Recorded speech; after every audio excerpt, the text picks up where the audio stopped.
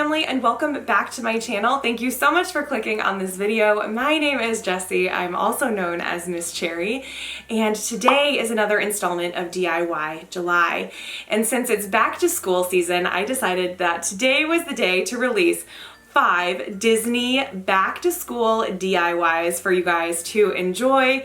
And I wanted to make it easy and affordable, and so everything that you're going to see, all of the supplies in these videos are from either the Walmart back to school section or the Walmart craft section. And if you guys have any questions or comments about these DIYs, please leave them down in the comments down below. Also, please let me know which one is your absolute favorite. So happy crafting, everyone. I hope you enjoy these Disney back to school DIYs. Hidden Mickey pencil pouch. What you'll need for this craft is a simple pencil pouch, a printout of a Mickey head that you cut around to make a pattern, a fabric of your choice, ribbons that accent the fabric of your choice, a ballpoint pen, fabric scissors, and a spray adhesive. First, you'll want to go and trace around your Mickey head pattern 3 times on the wrong side of your fabric. Then you'll want to cut. Once you've got your Mickey heads cut out, then you'll want to arrange them in a way to make sure that the patterns line up the way that you would like them to, and then flip them onto the wrong side, and then you'll want to spray the backs of the Mickey heads with spray adhesive. Now, I would suggest going outside for this because it can be very smelly, and it's not good to do it in your house, especially around pets or small children. And then you'll want to take and press on your Mickey heads. It kind of makes it a sticker after you put the spray adhesive on the back, so then press really hard, and then that's it. Then you're going to want to take your ribbon, feed it through your zipper, and then cut it to the length that you would like. I just use a simple slip knot, and then I decided to do 2 colors, one pink and one purple, just to give it a little bit of pizzazz. And then that's all she wrote, and this is how you make a simple Hidden Mickey pencil pouch.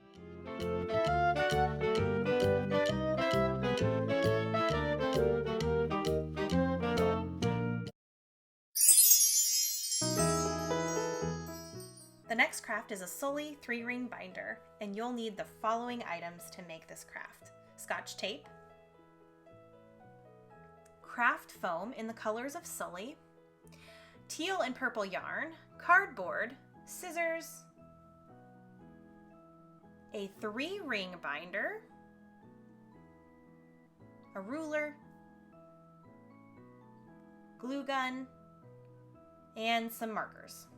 First, you'll want to go ahead and take off all of the stickers on the exterior of your binder, just so it's a clean surface to work off of. Now it's time to make the tool that is going to help you place the yarn onto the binder. So you want to measure the width of the binder and mark it onto your cardboard, and then make a straight line down it so it's the width of the binder. Then you're going to want to measure 2 inches down. That's the length of how long you want your fur fringe to be, and then make a straight line there. And then you'll have this like rectangular tool that will be used for placing your yarn around to attach to your binder. Now it's time to place the yarn. First things first, you're going to want to put a little bit of Scotch tape at the very end of your yarn, the little tail, and then tape it to the cardboard. And then, as you can see, I'm rolling and rolling and rolling this yarn over and over until you get to the very end. It's very important not to cross your yarn. You want it to be single strands only with no crisscrosses. And then when you're place a little bit of Scotch tape at the other end of the tail, and then now you're going to want to place your yarn at the very bottom of your binder. You have to start from the bottom. That's very important. Place a glue line across your binder and then press down firmly, very firmly, because you want all of those little pieces of yarn to stick down. And then you're going to take your scissors, and this is a little bit tricky, especially if your yarn is a little bit tightly woven around that rectangular tool that we made. So my suggestion to you would be definitely make sure that you loosen up your yarn. Don't make it too taut around that rectangular tool. And then you just continue to snip, snip, snip all the way down to make your fringe.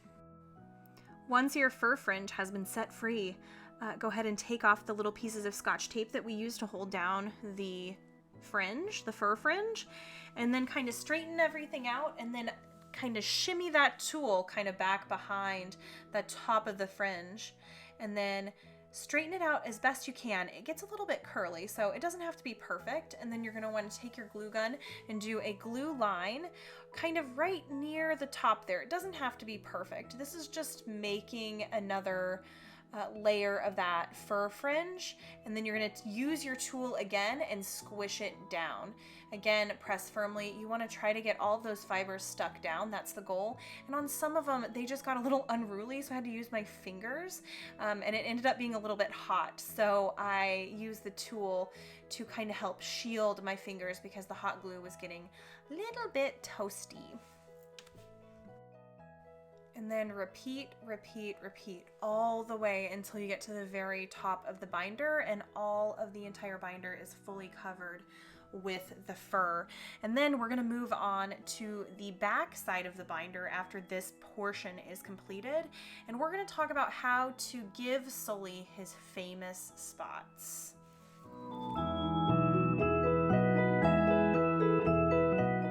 So now the front of the binder's done. This is where his face is going to be, and we're going to move on to the back. On the back, we want to make sure to include Sulley's famous spots. How I like to look at Sulley's spots are you are basically going to want to make a lot of miniature wraps. So that means you're going to want to do Scotch tape and tape down the tail, wrap around your teal many times, tape down the tail, tape down a purple tail, wrap around however much purple you want for your spot, tape down the tail, and then repeat, repeat, repeat until you have the type of pattern that you want. So you'll see in this video, I did teal, purple, and so basically you're just going to want to use your Scotch tape a lot and tape down those little tails to make sure that they don't have any flyaways. It's pretty simple. It's just a little bit time consuming in comparison to the front of the binder, but I think it was probably the most fun part because adding a little bit of color just really made it pop. So here's the back and the front of the binder. I really like how it turned out. I just love it. It definitely looks like Sulley to me. And there's the front. And the front is ready to get the face. So let's start on Sulley's face. First, you're going to want to basically just look up a picture of Sulley, and then I decided to freehand it. Now, if you're not comfortable with freehanding, that's okay. You can print out a picture of Sulley in the size that you want. Basically, the size of his face should be the size of a piece of paper because that's about the size you want it for your binder. And then I used my craft foam and a pin, and I just went to town and cut out all of his facial features like so, and then I used hot glue and I hot glued them all down. And for the finishing touch, after I got everything glued down, I used a Sharpie and went in and gave him some details on his horns, eyes, and nose. And here he is, the finished product. You guys are going to be the talk of your classroom by making this amazing binder. I just love how it turned out. It's so monster-esque. Yeah. The next craft is a Minnie Mouse book bag, and you're going to need the following items to make this craft. A simple book bag, cardboard, fabric scissors and regular scissors, bow fabric of your choice, ear fabric of your choice. I chose black to match the book bag, polyfill to fill the ears, so squishy, hot glue and glue gun, CD and ballpoint pen, a rubber band or hair tie, sequin trim, and a ruler. First, you're going to take your cardboard and you're going to trace around a CD and make 4 circles, which will be making the insides of your ears. Take one of your cardboard circles and place it onto the wrong side of your ear fabric, and then you'll want to trace around the ears about an inch around the outside of the ears to give it a little extra room to be able to fold it in later. You're going to repeat this step 4 times and also cut them all out to the shape that you traced onto the fabric. Here are the 4 ears, 2 for the front and 2 for the back. Now it's time to make the back side, which is the flat side of your ears. So you'll make 2 of these. What you'll do is place a glue line around the perimeter of the cardboard, and then you'll start folding in the fabric all the way around the entire ear. This will create a nice flat surface for you to connect the ears to your backpack a little bit later on in this video. And remember, you'll want to repeat this step just one more time for your other ear. Now it's time to create the front side of your ear, which is going to be your plush side. So you'll want to make a line of glue that goes almost all the way around, but you'll want to leave a 2 or 3 inch gap at the very bottom so you can fill it with polyfill. Remember to repeat this step for your other ear. Now you're going to take your polyfill. It's very fluffy, so you won't need a whole lot, and then you'll start stuffing the ears with just a few little pieces of fluff at a time, and then spread them out by using your fingers. And then once you've gotten the right poofiness that you want, or the fluffiness that you want, you'll then use the glue gun and go ahead and glue down the rest of that fabric and make a little plush half circle. And then you'll have the flat backs and the puffy fronts. And then what you're going to do is you're going to go ahead and glue them both together. So that's one flat side and one puffy side to make a little ear sandwich, and then you're going to repeat on the other side. Now you're going to take that sequin trim and you're going to go ahead and run a strip of hot glue down the seam of your ears, and then place the trim all the way around the entire ear to just give it a nice shiny finished edge. Now it's time to start on the bow. With your bow fabric, go ahead and cut out a 12 inch by 12 inch square. And you'll also want to cut another 12 inch by 1 inch piece of fabric from your bow fabric, and that is going to be the center of your bow. Now it's time to make the bow. Take some polyfill and place it into the center of your bow fabric.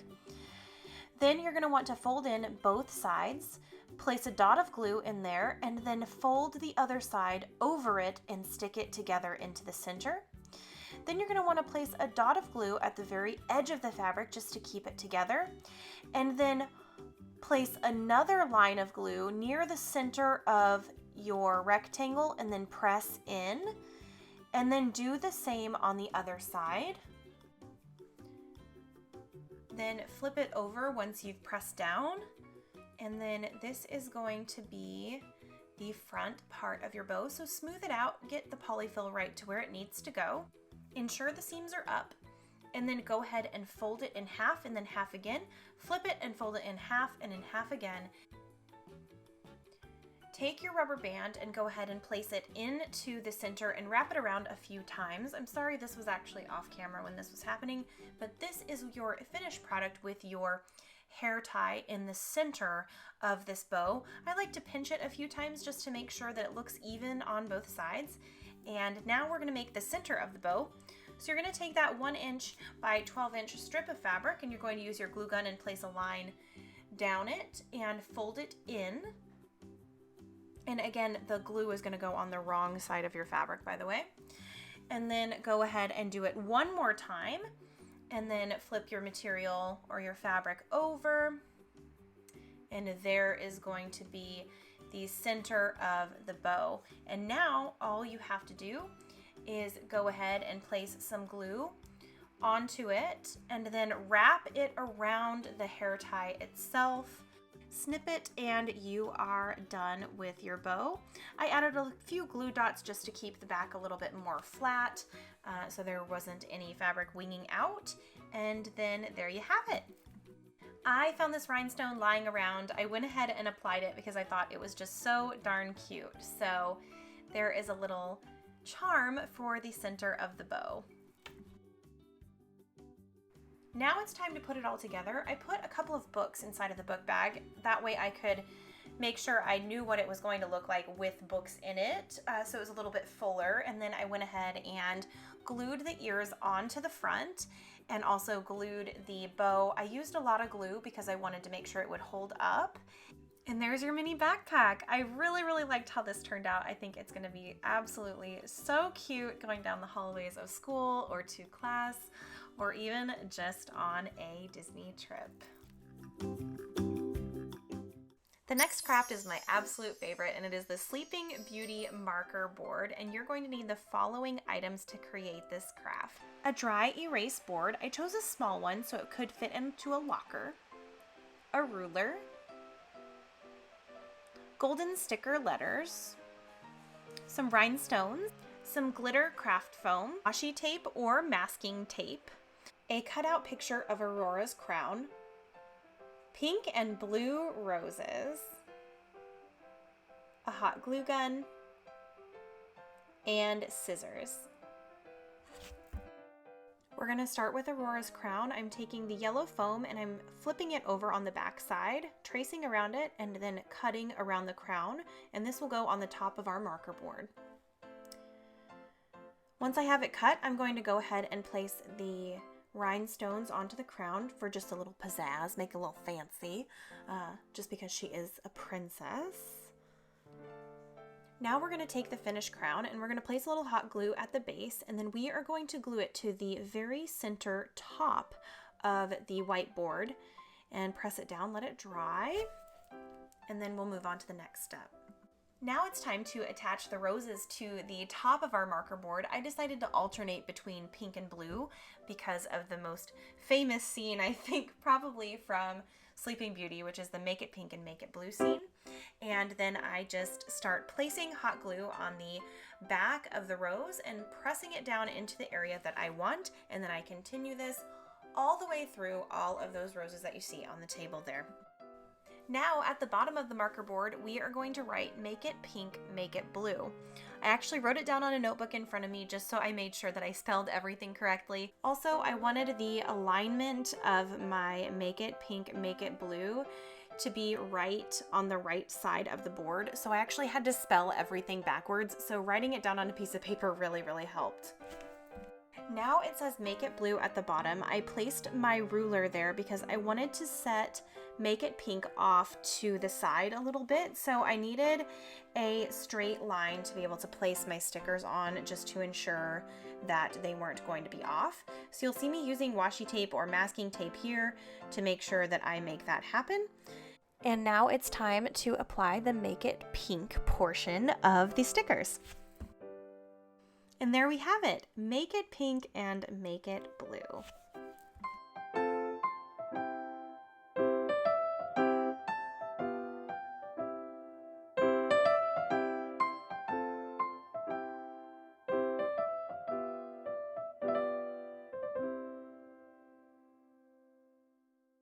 Last but certainly not least is our Slinky Dog Notebook, and you're going to need the following items to make this craft. A large spiraled notebook, a big spiral that looks like a Slinky, preferably. 2 images of Slinky Dog that I found off of Google. The larger one is the actual size of the Slinky that I would like represented on the notebook, and then the color one is just for a color reference. Construction paper, a pen, a pink marker, a silver paint pen, and a Sharpie, and tacky glue or any multi-purpose glue will work just fine. First, I'm going to take this black and white image and I'm going to start cutting out the pieces and parts of Slinky Dog, and then I'm going to take those pieces and parts and separate them out by color. So that's why I have that color image up at the top right hand corner of the screen, because we are making the pattern for Slinky Dog right now. Now you're going to take all those pieces and parts that you worked so hard to cut out, and you're going to trace them onto the different colors of construction paper that they go with. And now it's time to cut out all of the pieces and parts that you traced onto the construction paper to get Slinky ready to go onto the notebook. Now to add Slinky to the back of the notebook. On the back of the notebook, we're only using his butt parts because it's the back or the back end. And we are using the tacky glue, and I use the glue in a circular formation. It's just a little bit easier to cover that way. And I press firmly.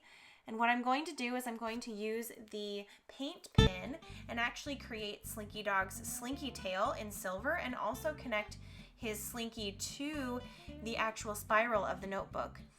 And then I'm going to take and show you the details of the paws. I'm going to use the permanent marker, the Sharpie pen, to add in some of the details. And there you have it. Now you're going to repeat that same process, but with Slinky's front side on the front of the notebook.